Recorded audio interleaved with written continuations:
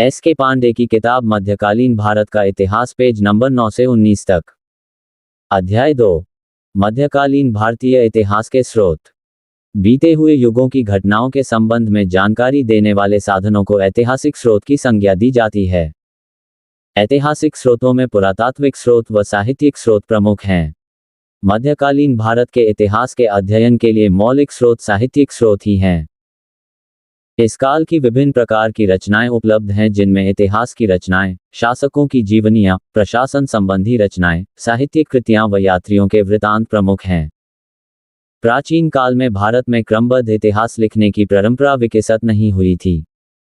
भारत में इसे विकसित करने का श्रेय तुर्क और मुगलों को प्राप्त है। पूर्व इस्लाम काल में अरबों के बीच वंशावलियां लिखने की परंपरा विकसित थी, जिन्हें अंसाब कहते थे। अरबों ने यस्मा उल रिजाल नामक एक नई श्रेणी की रचनाएं प्रस्तुत की, जिसमें विभिन्न व्यक्तियों के संबंध में संक्षिप्त जीवन वृतांत संकलित था। सीरत हजरत मोहम्मद की जीवनियों का संकलन है। युद्धों के वृतांत को मगाजी के रूप में संकलित किए गए। तबकात सामान्य इतिहास से संबंधित ग्रंथ हैं, जिसमें विभिन्न समुदायों के संबंध में ऐतिहासिक जानकारी प्रस्तुत की गई है। प्रशस्तियों की परंपरा प्राचीन काल से ही थी। मध्यकालीन प्रशारित्यों के लिए मनाकिया एवं फजायल नामक शब्द का प्रयोग किया गया है। इन प्रशास्तियों में उस काल के शासकों की उपलब्धियों, उनके गुणों व महानता का वर्णन है। प्रशस्तियों में सबसे महत्वपूर्ण बहुदीन द्वारा रचित शाहनामा है, जो मोहम्मद तुगलक को समर्पित है। बदेचाच बदुद्दीन मोहम्मद तुगलक के दरबार का प्रमुख कवि था। उसने मोहम्मद तुगलक की प्रशंसा में कसीदों की रचना की थी। इसकी रचनाओं में दीवाने-चाच तथा शाहनामा प्रमुख है। नैतिक उपदेश प्रदान करने वाली रचनाओं में सर्वप्रथम शम्से शिराज अफीफ की तारीख फिराज शाही है। इसमें फिरोज शाह तुगलक के शासन काल का विस्तृत वर्णन मिलता है। मध्यकालीन इतिहास जानने के प्रमुख स्रोत इस प्रकार हैं। 1. घचनामा अरबों के सिंध विजय का विस्तृत उल्लेख चचनामा नामक ग्रंथ में मिलता है। मोहम्मद बिन कासिम के अभियान, उसके शासन प्रबंध आदि के संबंध में यह एक प्रामाणिक स्रोत है। एक अज्ञात लेखक द्वारा यह अरबी भाषा में लिखा गया। बाद में अबूबकर कुफी ने नासिरुद्दीन कुबाचा के समय में इसका फारसी अनुवाद किया। चचनामा में यह वर्णन मिलता है कि सिंध के सफल अभियान के तत्काल बाद खलीफा वाहिद ने मोहम्मद बिन कासिम को मृत्युदंड दे दिया था। 2. तहकीके हिंद किताबुल हिंद, इसकी रचना अलबेरुनी ने अरबी भाषा में की थी। सर्वप्रथम सचाओ ने इसका अंग्रेजी भाषा में अनुवाद अलबेरुनी इंडिया एन अकाउंट ऑफ व रिलीजन नाम से किया है।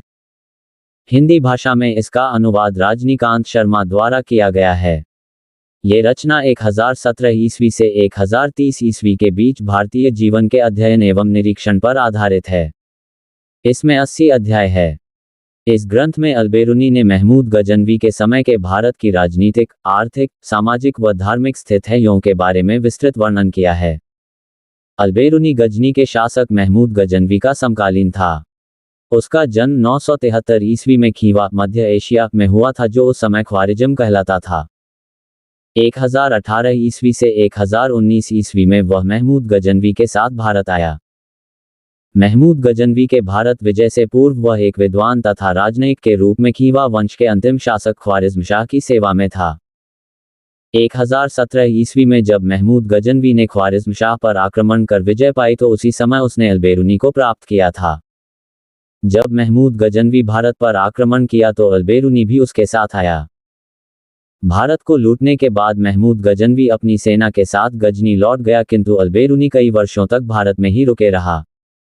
उसने देश के विभिन्न भागों का भ्रमण किया तथा हिंदुओं की भाषा, धर्म एवं दर्शन का अध्ययन किया। अलबेरुनी एकमात्र इतिहासकार ही नहीं था, बल्कि उसके ज्ञान एवं रुचियों की ख्याति अन्य क्षेत्रों जैसे खगोल विज्ञान, भूगोल, तर्कशास्त्र, औषधि विज्ञान, गणित, दर्शन, धर्म और धर्मशास्त्र तक भी थी। अलबेरुनी का मुख्य उद्देश्य भारत के धर्मों और साहित्य तथा विज्ञान की परंपराओं के विषय में जानकारी प्राप्त करना था, किंतु उसने यहाँ के रीति रिवाजों और अंधविश्वासों आदि के संबंध में भी विस्तृत वर्णन किया है। उसने अपनी पुस्तक किताबुल हिंद में भारतीयों की विशेषकर पवित्र स्थानों पर तालाबों तथा जल संग्रहण कार्यों के निर्माण में उच्च कोटि की प्रवीणता की प्रशंसा की है। उसने भारतीय परिस्थितियों एवं संस्कृतियों को जानने के लिए ब्रह्मगुप्त के ब्रह्म सिद्धांत, वराहमिहिर की वृत्त संहिता, कपिल के सांख्य तथा पतंजलि के योग आदि रचनाओं का उल्लेख किया है तथा जगह जगह भगवद गीता, विष्णु पुराण व वायु पुराण को उद्धृत किया है। पुराणों का अध्ययन करने वाला अल-बेरूनी प्रथम मुसलमान था। अल-बेरूनी ने अपनी पुस्तक किताबुल हिंद में भारतीय चरित्र की कमजोरियों और भारतीयों की सामाजिक राजनीतिक व्यवस्था की कमियों, जिनके कारण आक्रमणकारियों के हाथों उन्हें पराजय और अपमान भुगतना पड़ा, का तटस्थ विवरण प्रस्तुत किया है। इसके अतिरिक्त उसने भारतीय सभ्यता का संवेदनशील अध्ययन, गजनवी के लूटपाटपूर्ण आक्रमणों की समालोचना तथा भारत के सामाजिक एवं बौद्धिक इतिहास का वर्णन भी किया है। उसने तत्कालीन भारतीय समाज में प्रचलित धार्मिक रीतियों, व्रत, पूजा पाठ, दान, तीर्थयात्रा, दैनिक यज्ञों आदि का विशद वर्णन किया है। यद्यपि इस पुस्तक से तत्कालीन भारत की राजनीतिक जानकारी प्राप्त नहीं होती। अल-बेरूनी लिखता है कि भारतीयों में ये दृढ़ विश्वास है कि उनके जैसा कोई देश नहीं, कोई राजा नहीं, कोई ज्ञान विज्ञान नहीं।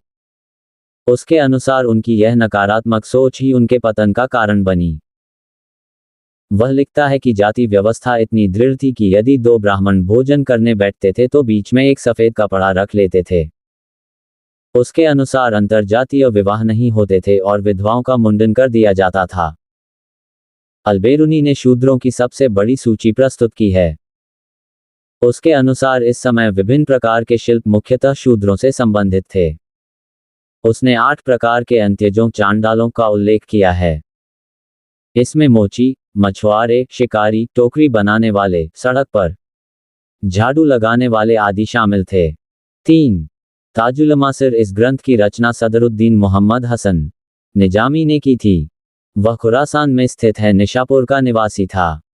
मंगोल आक्रमण के समय भागकर भारत आया तथा दिल्ली के सुल्तान कुतुबुद्दीन ऐबक के अधीन नौकरी कर ली। उसने कुतुबुद्दीन ऐबक के आज्ञा पर ही अपनी पुस्तक ताजुल मासिर लिखना शुरू किया, परंतु ये पूर्ण इल्तुतमिश के काल में हुआ। मूल रूप से यह ग्रंथ अरबी भाषा में है, किंतु कहीं कहीं फारसी भाषा का भी प्रयोग हुआ है। ये पुस्तक अरबी और फारसी भाषाओं का अनूठा मिश्रण है। इसका अभिव्यक्ति माध्यम काव्य और गद्य दोनों है। इसमें 12,000 पंक्तियां हैं। इतिहासकार इलियट और डाउसन ने अंग्रेजी भाषा में इसका अनुवाद किया। इस ग्रंथ में 1191 ईस्वी से 1217 ईस्वी के मध्य भारतीय ऐतिहासिक घटनाओं का वर्णन मिलता है, मुख्यतया कुतुबुद्दीन ऐबक के शासनकाल की, परंतु कहीं कहीं मोहम्मद गोरी व सुल्तान इल्तुतमिश के समय में हुई घटनाओं का भी उल्लेख है। हसन निजामी ने अपनी इस पुस्तक में मुख्यतया भारतीय राजनीति और उससे संबंधित 12वीं सदी के अंतिम समय और 13वीं सदी के प्रारंभिक समय के युद्धों का वर्णन किया है। ताजुल मासिर ऐसी पहली पुस्तक है जो दिल्ली सल्तनत के इतिहास को गजनी, मध्य एशिया अथवा इस्लाम के इतिहास से अलग करती है। हसन निजामी ने इस ग्रंथ में भारतीय शहरों, मेलों, उत्सवों व भारतीयों के मनोरंजन साधनों पर भी प्रकाश डाला है। हसन निजामी के अनुसार दिरहम व दीनार नामक सिक्कों को कुतुबुद्दीन ऐबक ने चलाया था, किंतु अन्य किसी इतिहासकार ने इसका समर्थन नहीं किया है। 4. तबकात-ए-नासिरी। इसकी रचना मिन्हाजुस-ए-सिराज ने फारसी भाषा में की थी। 13वीं शताब्दी में लिखी गई रचनाओं में तबकात-ए-नासिरी सर्वाधिक महत्वपूर्ण है। मोहम्मद गोरी के भारत विजय तथा नवस्थापित तुर्की सल्तनत के इतिहास का प्रत्यक्ष विवरण इसी ग्रंथ में मिलता है। तुर्कों की आरंभिक विजय का यह एकमात्र उपलब्ध वृतांत है। मिन्हाज ने सर्वप्रथम इस पुस्तक में दिल्ली सल्तनत का कालक्रमिक क्रमबद्ध विवरण प्रस्तुत किया है।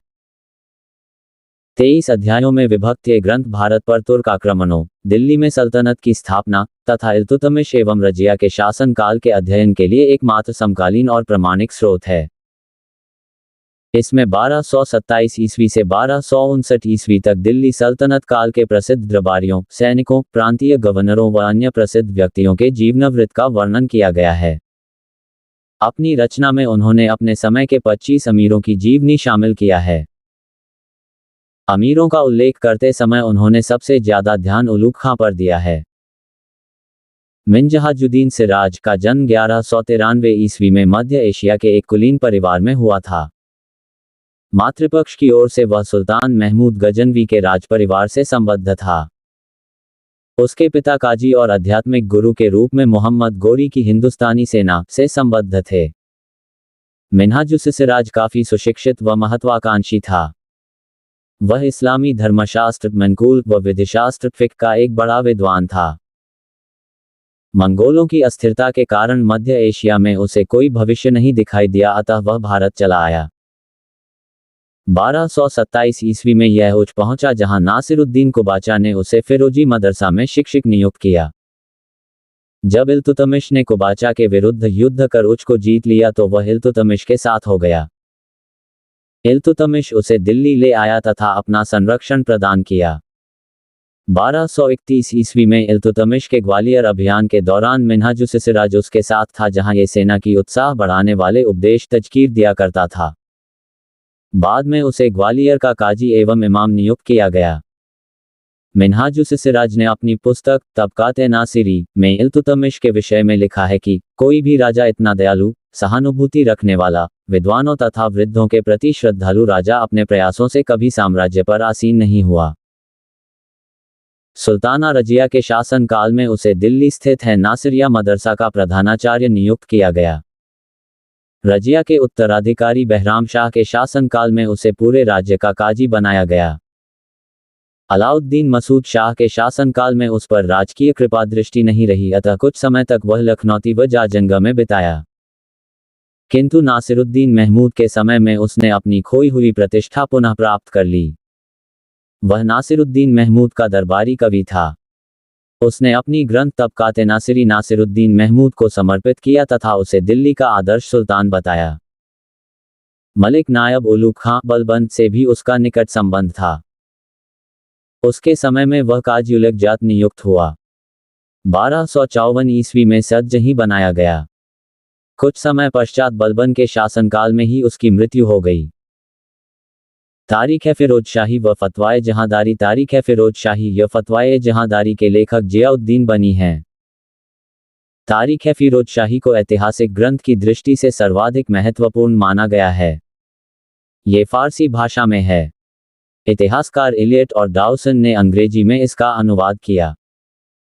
तारीख फिरोजाई में 1239 से 1359 ईस्वी तक अर्थात पूरी एक सदी का सल्तनत कालीन इतिहास मिलता है। इसमें बलबन से लेकर फिरोज शाह तुगलक के शासन के 6ठे वर्ष तक 9 शासकों का उल्लेख है। बर्नी ने अपनी पुस्तक तारीख फिरोज शाही ठीक वहां से लिखना शुरू किया जहां से मिन्हाजुस्सिराज ने तबकात-ए-नासिरी छोड़ा था। इस प्रकार तारीख फिरोज शाही तबकात-ए-नासिरी का उत्तर भाग है। इस ग्रंथ में सुल्तान बलबन के शासन पर बैठने से लेकर सुल्तान फिरोज तुगलक के प्रारंभिक 6 वर्षों तक की घटनाओं का वर्णन है। इस ग्रंथ में बर्नी ने भूमिकर के प्रबंध का विस्तृत वर्णन किया है। उसने अलाउद्दीन खिलजी की बाजार व्यवस्था का वर्णन करते हुए लिखा है कि हिंदू और काफिर वस्तुओं की चोरी करते थे। उसी प्रकार मोहम्मद तुगलक की मुद्रा व्यवस्था का वर्णन करते हुए उसने लिखा है कि प्रत्येक हिंदू की घर टकसाल बन गया था। उल्लेखनीय है कि अलाउद्दीन खिलजी के बाजार नियंत्रण प्रणाली का सबसे प्रमाणित विवरण बर्नी की पुस्तक तारीख फिरोज शाही से प्राप्त होता है। इसके अतिरिक्त इलिप्तुता की पुस्तक रेहला तथा अमीर खुसरों की पुस्तक खजाइनुल फतोह से भी अलाउद्दीन खिलजी के बाजार नियंत्रण के विषय में जानकारी प्राप्त होती है। फतवाए जहांदारी ये तारीख फिरोज शाही की समकालीन तथा उसका एक पूरक खंड है। इस पुस्तक में बर्नी ने अपने पूर्व लेखन के आधार पर सल्तनत काल के राजनीति दर्शन का विशद वर्णन किया है। इस ग्रंथ में आदर्श मुसलमान शासकों के गुणों का उल्लेख किया गया है। जियाउद्दीन बर्नी का जन्म 1285 ईस्वी में सैयद परिवार में हुआ था।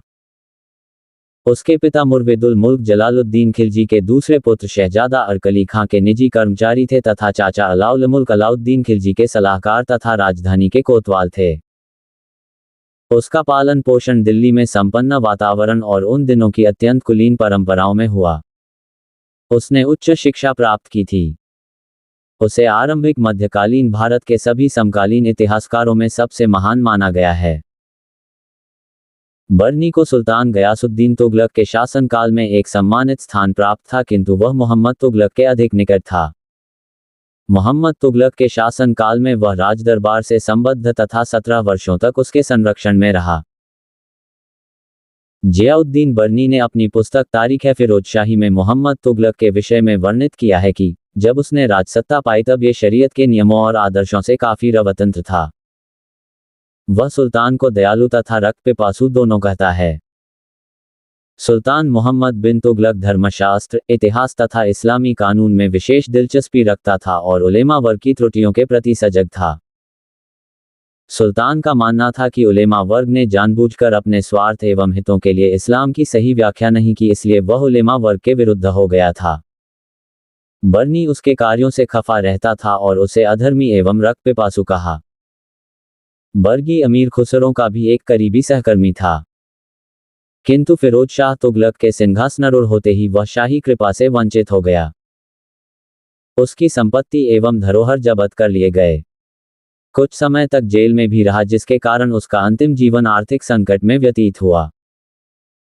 जियाउद्दीन बर्नी का स्पष्ट कथन था कि उसकी रचना केवल कुलीन और अमीर वर्ग के लोगों के लिए लिखी गई है, क्योंकि वे ही इतिहास को समझ सकते हैं और इससे लाभ उठा सकते हैं। उसने मोहम्मद बिन तुगलक की कटु आलोचना की थी, क्योंकि उसने निम्न, कुलीन तथा नए मुसलमानों को भी ऊंचे पद प्रदान किया था। वह फिरोज शाह तुगलक की प्रशंसा करता है। बर्नी उसे आदर्श एवं श्रेष्ठ सुल्तान मानता था। उसका कहना था कि नासिरुद्दीन महमूद के बाद फिरोज तुगलक सबसे अधिक दयालु, न्यायप्रिय, उदार तथा प्रजापालक शासक था। बर्नी ने फिरोज तुगलक के शासन में शांति एवं समृद्धि का मुख्य कारण उलेमा वर्ग के समर्थन को बताया है, क्योंकि उसने वही कार्य किया जो उलेमाओं को पसंद था। उसने उलेमाओं के अनुरूप ही सभी पदों को वंशानुगत बना दिया तथा शरीयत का कड़ाई से पालन किया।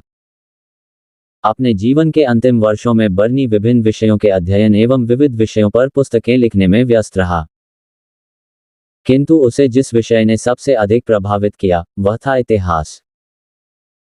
उसने लिखा है कि मेरा जीवन पुस्तकों के सूक्ष्म अध्ययन में व्यतीत हुआ है। मैंने प्रत्येक विज्ञान में प्राचीन और आधुनिक दोनों प्रकार के अनेक साहित्यिक ग्रंथों का अध्ययन किया है। कुरान की टीका संबंधी विज्ञान, परंपराओं, न्यायशास्त्र तथा रहस्यवाद के अध्ययन के बाद भी जितना लाभ मुझे इतिहास संबंधित विज्ञान में प्राप्त हुआ उतना किसी अन्य प्रायोगिक क्रिया में नहीं। तारीख फिरोज शाही शम्से सिराज अफीफ द्वारा लिखित यह एक महत्वपूर्ण पुस्तक है। अफीफ ने कई पुस्तकें लिखी जिसमें तारीख फिरोज शाही ही उपलब्ध है। ये ग्रंथ 90 मुकदमाओं अध्यायों में लिखी गई हैं। अफीफ ने तैमूर के आक्रमण के पश्चात इस ग्रंथ को लिखा था। तैमूर की सेना ने जो कहर ढाया था, अफीफ ने स्वयं उसे अपने आंखों से देखा था। उसे सुल्तान फिरोज शाह तुगलक का संरक्षण प्राप्त था। इस ग्रंथ में अफीफ ने फिरोज तुगलक के काल के स्थापत्य संबंधी गतिविधियां, नहरें बनवाना, बाग लगवाना, शाही टकसाल की कार्यविधि, खाद्य पदार्थों के मूल्य, सिक्का ढलाई के ब्यौरे, उत्सव समारोह, राजस्व प्रबंध, उसका बंगाल आक्रमण, मंगोल आक्रमण, लोकहितकारी कार्य तथा गुलामों की व्यवस्था का विशद वर्णन किया है। इस प्रकार तारीख फिरोज शाही केवल फिरोज शाह तुगलक के शासनकाल के बारे में लिखित सर्वाधिक सही और अधिप्रमाणित पुस्तक है। अफीफ ने अपनी इस पुस्तक में फिरोज शाह तुगलक के लाभदायक राजस्व सुधारों के परिणामों का उल्लेख करते हुए लिखता है कि इनके जनता के घर अन्न, संपत्ति, घोड़ों तथा फर्नीचर से भरे पड़े थे। प्रत्येक व्यक्ति के पास प्रचुर मात्रा में सोना चांदी थी। कोई स्त्री ऐसी नहीं थी जिसके पास आभूषण न हो और न कोई घर ऐसा था जिसमें अच्छा पलंग न हो। धन खूब था और सभी लोग आराम से रहते थे। इस युग में राज्य को आर्थिक दिवालियापन का सामना नहीं करना पड़ा। दोआब से 80 लाख टन की आय होती थी और दिल्ली का राजस्व 6 करोड़ 85 लाख टन तक पहुंच गया था। सीरत फिरोज शाही इस ग्रंथ की रचना किसी अज्ञात लेखक ने संभवतः सुल्तान फिरोज शाह तुगलक के शासन काल में किया था। ये ग्रंथ अफीफ की ग्रंथ तारीख फिरोज शाही का विस्तृत संस्करण है। इसमें सुल्तान फिरोज शाह की बहुत प्रशंसा की गई है। फतुहत फिरोज शाही यह सुल्तान फिरोज शाह तुगलक की आत्मकथा है। इस ग्रंथ को लिखने का सुल्तान फिरोज शाह का मुख्य उद्देश्य अपने को एक आदर्श मुसलमान शासक सिद्ध करना था। इसमें उसके इस्लाम धर्म में प्रसार के लिए किए गए प्रयत्नों, उसकी नीतियों व विशेषकर जनकल्याण संबंधी कार्यों का विवरण प्रस्तुत किया गया है। इसी पुस्तक में कहा गया है कि जब अल्लाह अपने बंदों की आजीविका नहीं छीनता तो मैं कैसे किसी को उसके पद से हटा सकता। फुतुहुस सलातीन इस ग्रंथ के लेखक ख्वाजा अब्दुल्ला मलिक इसामी है जिसने इसे बहमनी राज्य के संस्थापक अलाउद्दीन बहमन शाह के संरक्षण में 1250 ईस्वी में पूर्ण किया। फतहुस्सलातीन अलाउद्दीन बहमन शाह को समर्पित है। इस ग्रंथ में मोहम्मद बिन तुगलक की आलोचना तथा बहमन शाह की प्रशंसा की गई है। इसमें 999 ईस्वी से 1350 ईस्वी तक का इतिहास वर्णित है। महाकाव्य के रूप में लिखी गई इस ग्रंथ में गजनी राज्य के उदय से लेकर बहमनी राज्य की स्थापना तक की घटनाओं का वर्णन है। मोहम्मद तुगलक के विवादास्पद शासनकाल के लिए यह एक समकालीन स्रोत है। मोहम्मद बिन तुगलक के प्रति इसामी का दृष्टिकोण अत्यधिक आत्मपरक है। उसने सुल्तान को इस्लामी दुनिया के सबसे बुद्धिमान मूर्ख के रूप में दर्शाया है। इसामी ने इस ग्रंथ में 1296 ईस्वी में अलाउद्दीन खिलजी द्वारा देवगिरी पर किए गए आक्रमण और मोहम्मद तुगलक के समय में दक्षिण भारत में हुए विद्रोहों का वर्णन किया है। ख्वाजा अब्दुल्ला मलिक इसामी का जन्म 1311 ईस्वी में हुआ था।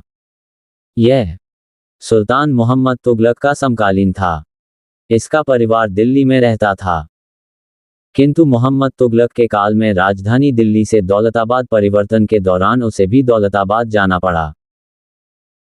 पुनः सुल्तान ने अपनी प्रजा को दिल्ली आने की आज्ञा दी, किंतु इसामी दिल्ली न आकर वहीं रह गया। बहमनी राज्य के संस्थापक अलाउद्दीन बहमन शाह ने उसे अपना संरक्षण प्रदान किया।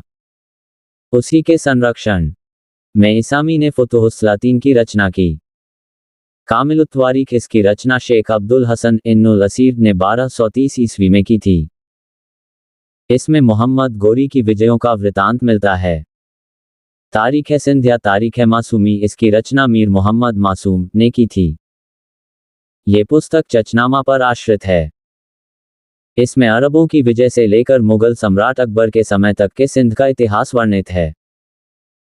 तारीख यामिनी किताबुल यामिनी इसके लेखक उद्बी है। ये ग्रंथ अरबी भाषा में है। इस पुस्तक में सुबुक्तगीन और महमूद गजनवी का 1020 ईस्वी तक का इतिहास वर्णित है। उतबी महमूद के समय का एक महान साहित्यकार था। वह शाही इतिहासकार भी था। तारीख मसूदी इसकी रचना अबुल फजल मोहम्मद बिन हुसैन अलवैहाकी ने की थी। इस पुस्तक में महमूद गजनवी के इतिहास, दरबार में जीवन की झलक और कर्मचारियों के षड्यंत्रों का विवरण मिलता है। वैहाकी की एक अन्य पुस्तक तारीख सुबुक्तगीन है। वह की महमूद गजनवी का एक शाही लेखक था। लेनपूल ने इसे पूर्वीय श्रीपेपियस की उपाधि दी है।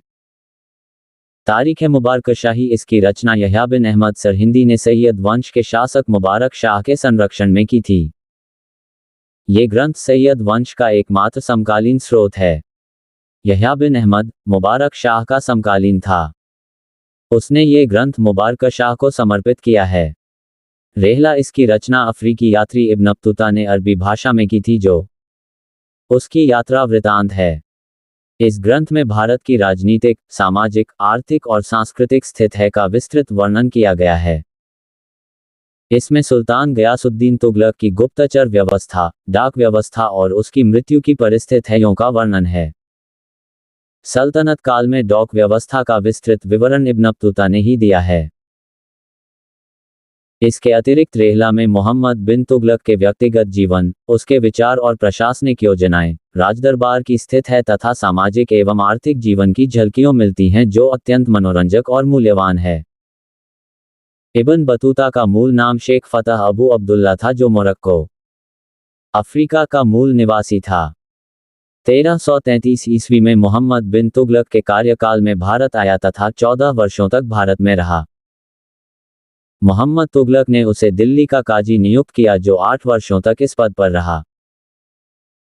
कालांतर में उसके विरुद्ध कुछ भ्रष्टाचार तथा बेईमानी के आरोप लगे, जिसके कारण सुल्तान उससे अप्रसन्न होकर कारागार में डाल दिया था, किंतु बाद में रिहा कर दिया। 1442 ईस्वी में मोहम्मद तुगलक ने उसे अपना दूत बनाकर चीन भेजा, परंतु रास्ते में जहाज खराब हो जाने के कारण वह बीच रास्ते से ही वापस लौट आया। मालफूजत तिमुरी ये तुर्की भाषा में लिखित अमीर तैमूर की आत्मकथा है। सर्वप्रथम अबू तालिब हुसैनी ने फारसी भाषा में इसका अनुवाद किया और बादशाह शाहजहां को भेंट स्वरूप दिया। इस ग्रंथ में तैमूर के कार्यकलापों, विचारों और उसके भारत पर आक्रमण का वर्णन मिलता है। जाफरनामा इसे सारफ उद्दीन अली याजिद ने अमीर तैमूर के पुत्र के संरक्षण में लिखा था। यह अमीर तैमूर की जीवनगाथा है। वाक़िया मुश्ताकी और तारीख़ मुश्ताकी इन दोनों ग्रंथों की रचना शेख रिजाकुल्लाह ने की थी। इसमें लोदी और सूर वंशों के अतिरिक्त मालवा और गुजरात के अफगान राजवंशों का वर्णन है। तारीख़ सलातीन अफगान यह अहमद यादगार की रचना है। इसमें बहलोल लोदी से लेकर हेमू की मृत्यु तक की घटनाओं का वर्णन मिलता है। मुखजान अफगानी इस ग्रंथ की रचना 1612 ईस्वी में नियामत उल्लाह ने की थी। इसमें लोदी वंश के शासकों के समय की घटनाओं का विस्तृत रूप से वर्णन मिलता है। अदाबुल हर्ब व शुजात यह फ़ख्र-मुदब्बिर की रचना है। इसमें युद्ध कला और सामरिक महत्व के विषयों का वर्णन है। अदाबुल हर्ब ग्रंथ का संक्षिप्त रूप अदाबुस सलातीन है जो इल्तुतमिश को समर्पित है। इसके लेखक फ़ख्र-मुदब्बिर हैं। यह इल्तुतमिश के शासनकाल में राजनयिक सिद्धांत तथा राजकीय संगठन की कला पर तैयार किया गया प्रथम भारतीय मुसलमान गौरव ग्रंथ है। इसके प्रारंभिक अध्यायों में शासकों की अनिवार्य योग्यताओं और उनके स्वभाव तथा शासन के लिए अधिकारी चुनने की उनकी क्षमता का उल्लेख किया गया है। इस ग्रंथ में ईरान की राजतंत्रीय परंपरा के अनुसार राज्य के गठन एवं संचालन का उल्लेख किया गया है। इल्तुतमिश ने इस ग्रंथ की रचना अपने पुत्रों को शिक्षा दिलाने के लिए कराई थी। इंशाए माहरू ये तुगलक काल में मुल्तान के प्रांतपति ऐनुल मुल्क के पत्रों का संकलन है। मोहम्मद तुगलक और फिरोज तुगलक के संबंध में जानकारी प्रदान में सहायक है। रियाजुल इंशा ये बहमनी सल्तनत के वजीर महमूद गावा के पत्रों का संकलन है। बहमनी प्रशासन और राजनीति के संबंध में यह महत्वपूर्ण जानकारी का स्रोत है। तारीख़ शिदिया ग्रंथ मिर्जा हैदर द्वारा लिखा गया है। कश्मीर का इतिहास जानने का एक महत्वपूर्ण स्रोत है। रियाज सलातीन इसकी रचना गुलाम हुसैन सलीम ने की थी। ये बंगाल के इतिहास जानने का एक महत्वपूर्ण स्रोत है। तारीख़ गुजराती ग्रंथ भीर अबू तुरबली द्वारा लिखा गया है। गुजरात के इतिहास जानने का यह एक प्रमुख स्रोत है। अमीर खुसरो द्वारा लिखित ग्रंथ अमीर खुसरो जिसका लोकप्रिय नाम तूतिया हिंद था। उसका जन्म 1253 ईस्वी में पटियाली ऊ-0-0 के एटा जिले में स्थित है में हुआ था। उसका परिवार कई पीढ़ियों से राजदरबार से संबंधित था। स्वयं अमीर खुसरो ने 8 सुल्तानों का शासन देखा था। प्रारंभ में ये बलबन के सबसे बड़े पुत्र मोहम्मद की सेवा में रहा। जब मंगोलों के साथ एक युद्ध में मोहम्मद मारा गया तो मंगालों ने अमीर खुसरो को बंदी बना लिया, किंतु किसी तरह भागकर यह बलबन के दरबार से संबद्ध हो गया। इसके पश्चात वह कैकुबाद, क्यूमर्स, अलाउद्दीन खिलजी, जलालुद्दीन खिलजी, मुबारक खिलजी, खुसरव शाह तथा गयासुद्दीन तुगलक तक के शासनकाल को अपने आंखों से देखा तथा इनकी सेवा में रहा। अमीर खुसरो अलाउद्दीन खिलजी के दक्षिण अभियान के समय उसके साथ गया था। वह प्रसिद्ध सूफी संत निजामुद्दीन औलिया का शिष्य था। निजामुद्दीन औलिया ने अमीर खुसरो को तुर्कल्लाह की उपाधि दी थी। इसकी मृत्यु 1325 ईस्वी में निजामुद्दीन औलिया के मृत्यु के दूसरे दिन गयासुद्दीन तुगलक के समय में हुई। अमीर खुसरो प्रथम मुस्लिम कवि था जिसने हिंदी शब्दों का खुलकर प्रयोग किया है। सर्वप्रथम अमीर खुसरो ने अपनी फारसी रचनाओं में भारतीय मुहावरों एवं प्रचलित शब्दों का प्रयोग कर उसे भारतीय पर्यावरण के अनुसार ढालने का सफल प्रयास किया। अमीर खुसरो पहला व्यक्ति था जिसने हिंदी, हिंदवी और फारसी में एक साथ लिखा। उसे खड़ी बोली के आविष्कार का श्रेय दिया जाता है। खुसरो की हिंदवी रचनाओं की भाषा ठेठ खड़ी बोली तथा ब्रज है। उसने ठेठ खड़ी बोली का प्रयोग पहेलियों, मोकरियों आदि के रूप में किया है। फारसी कविता का भारतीयकरण करने वाला प्रथम कवि अमीर खुसरो था। ये भारत की तुलना स्वर्ग के उद्यानों से करता है। वह कहता है कि मैं भारतीय तुर्क हूं और तुम्हें हिंदवी में उत्तर दे सकता हूं। अरबी की बात करने के लिए मेरे पास मिश्री शक्कर नहीं है। साहित्य के अतिरिक्त संगीत के क्षेत्र में भी अमीर खुसरो का महत्वपूर्ण योगदान है।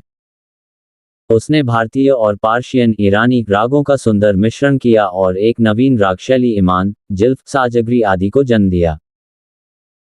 उसने फारसी अरबी मूल के कई राग जैसे मन व घोर आदि भारतीय संगीत में शामिल किया तथा भारतीय कव्वाली में एक नवीन शैली को जोड़ा।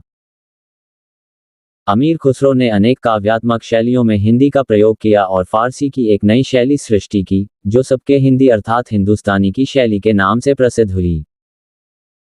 भारत की तत्कालीन समाज पर दृष्टि डालते हुए सल्तनत काल में गरीब व असहाय किसानों के बारे में अमीर खुसरो ने लिखा है कि राजकीय मुकुट का प्रत्येक मोती गरीब किसान की अश्रुपूरित आंखों से गिरी हुई रक्त की घनीभूत बूंद है। अमीर खुसरो की इस कथन को मोरलैंड ने अपनी पुस्तक में उद्धृत किया है। प्रसिद्ध रचनाएं। अमीर खुसरो की प्रसिद्ध रचनाएं इस प्रकार हैं: किरानुस सदायन, मिफ़ताहुल फुतूह, खजाइनुल फुतूह, आशिका, नूह सिपहर, तुगलकनामा व एजाज ए सुखरवी। 1. किरानुस सदायन ऐतिहासिक विषयों को लेकर अमीर खुसरो की यह पहली मसनवी है जो 1289 ईस्वी में लिखी थी। इसमें बुगरा खां या उसके बेटे कैकुबाद के मिलन का वर्णन है। इसके अतिरिक्त इसमें दिल्ली उसकी इमारतों, शाही दरबार, अमीरों व अधिकारियों के सामाजिक जीवन के बारे में वर्णन है। 2. मिफ़ताहुल फुतूह इसकी रचना 1291 ईस्वी में जलालुद्दीन खिलजी के संरक्षण में की थी। इसमें जलालुद्दीन खिलजी के सैन्य अभियानों, मलिक छज्जू का विद्रोह व उसका दमन, रणथंभौर पर सुल्तान की चढ़ाई और जहान की विजय का वर्णन है। 3. खजाइनुल फुतूह इसे तारीख़ अलाई के नाम से भी जाना जाता है। इसमें अलाउद्दीन खिलजी के शासनकाल के प्रथम 16 वर्षों तक की घटनाओं का वर्णन किया गया है। इसके अतिरिक्त इसमें अलाउद्दीन खिलजी के दक्षिण भारत के सैनिक अभियानों व उसके गुजरात, चित्तौड़, माल्या तथा वारंगल की विजयों का उल्लेख है। अमीर खुसरो के अनुसार शतरंज खेल का आविष्कार भारत में किया गया। उसने अपनी रचना खजाइनुल फुतूह में शतरंज के बारे में वर्णन किया है। 4. आशिका इसमें गुजरात के राजा करण की पुत्री देवल रानी और अलाउद्दीन के पुत्र खिज खां की प्रेमगाथा का वर्णन है। इसके अतिरिक्त अलाउद्दीन खिलजी की गुजरात तथा मालवा विजय व मंगोलों द्वारा स्वयं अपने कैद किए जाने का वर्णन किया है। आशिका काव्य शैली में लिखित ग्रंथ है। अमीर खुसरो ने इसे अलाउद्दीन खिलजी के पुत्र खिज खां के आदेश पर लिखा था। 5.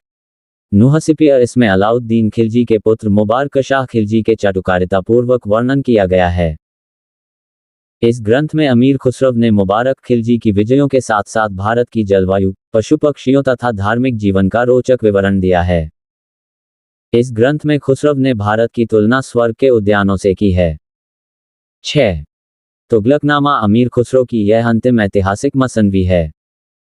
इसमें खुसरो शाह व गयासुद्दीन तुगलक के मध्य कूटनीति व युद्ध तथा गयासुद्दीन तुगलक द्वारा दिल्ली के सिंहासन को प्राप्त करने का विवरण है। ये ग्रंथ काव्य शैली में है। 7. एजाज खुसरवी इसमें धार्मिक और सांस्कृतिक जीवन के बारे में विशेषकर सूफी मत से संबंधित जानकारी मिलती है।